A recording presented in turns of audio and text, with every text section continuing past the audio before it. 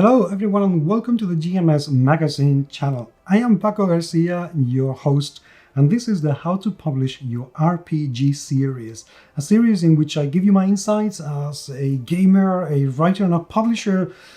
So how can you go about publishing your role-playing game, which would be fantastic. Seriously, please try. Just go through the motions and have a go. It's a truly fascinating process. Very enlightening, and as far as I'm concerned, really good fun.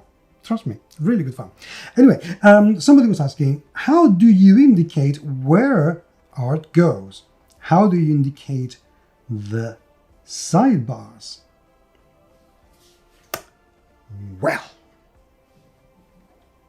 Well, that's a tricky one again. Again, very tricky one. But this is a fairly easier one to do.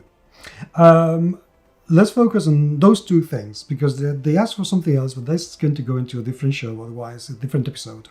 Otherwise, this is going to be very long. Okay, how do you indicate where the art goes and how do you indicate the sidebars?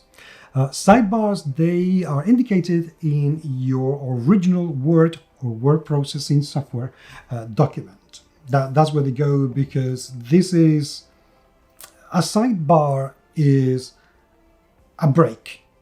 It's something that you don't want to go into the main text. And when you're writing the game, when you're writing your adventure, you already know that. You're going to be writing and thinking, okay, I need to remind these people about so and so and so. For instance, when I wrote Campo de Mitos, throughout the book, you're going to find an awful lot of sidebars with adventure seeds, with little snippets of information about culture and life in Spain in the 1920s. I already knew that those things were going to be separated from the main text.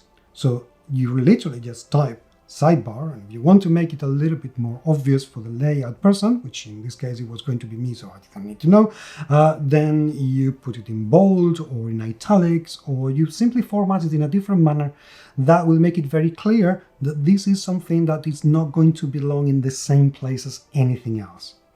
After that, it's just a matter of adjusting the columns and adding whatever text box you need to add in whatever format you need to add it to your layout in the space where you have written it or very close by. It's going to depend on an awful lot of things. Now, as for where the art goes, this is a trickier one.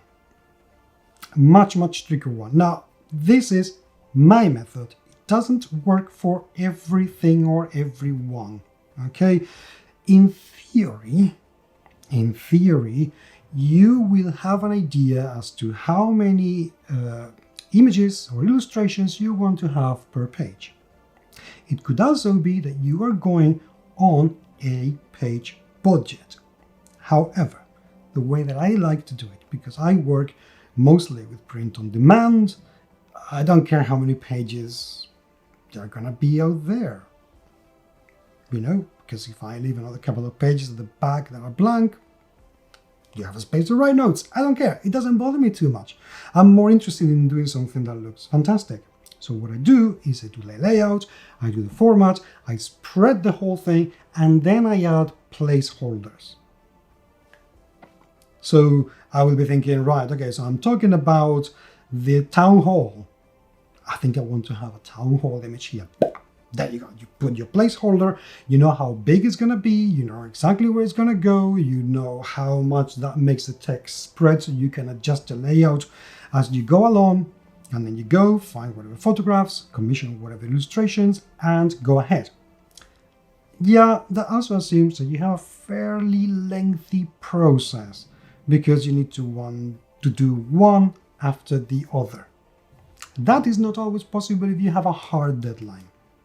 So the only thing that you can do at that time is exactly the same thing that you did with your sidebars. You will tell in the description, in the Word document, you're going to have a little comment or something that says artwork here, blah, blah, blah, blah, blah, this much. Artwork there, blah, blah, blah, blah, illustrations, so on and so forth. And that's where you put everything that then you can translate into a spreadsheet that then you can send to either the art director if you have one, or to the illustrator or illustrators if you have them too. That's it. So you add the whole thing in Word. I would add them as comments, not inside the body text, because when you copy and paste, then that is also going to go into the layout document, and then you're going to have to be deleting text, and it's a pain, and it's useless and worthless, and absolutely no point whatsoever. If you wanted to, you could have a specific nomenclature, which is highly recommended. There's a video about that. So you can just reference the name, and that will be linked directly to your spreadsheet. So when whoever clicks on it, the spreadsheet will open, and you have the name of the illustration, the description, and the technical specs for the artist. Done. Simple as that. That will save you an awful lot of time. And the sidebars, because you're going to have already a text box formatted that you can reuse time and time again, is just a matter of copy paste, put the text inside, reassign, done. Yeah, it's a little bit fiddlier than that, but it's as simple as that. So that's the way I do it. If you do it another way, I'd love to hear it. Seriously, I would love to hear it. Please talk to me. But in the meantime, thank you so much for being there. It is truly appreciated. And I will talk to you very, very soon.